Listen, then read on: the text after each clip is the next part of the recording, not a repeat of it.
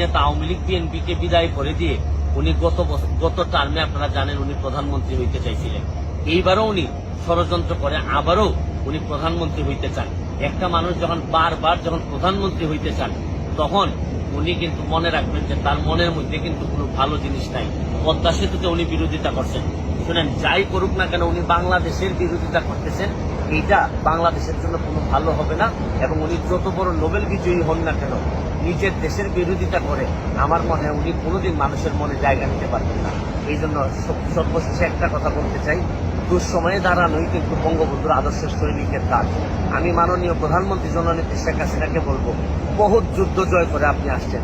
21 grenade হামলার মতো এই হামলা থেকে আপনি বেঁচে আসছেন। আপনি কিন্তু আল্লাহর রহমতেই বেঁচে আছেন এই পৃথিবীতে। আপনার ভয়ের কিছু নাই, সামনের দিকে এগিয়ে যান। আল্লাহ উপরে আল্লাহর বিশ্বাস যেহেতু আমাদের আছে, মনে রাখবেন আপনাকে কেউ এখানে দাবায় রাখতে পারবে না। আজকের মতো বিদায় নিচ্ছি, ভালো থাকবেন।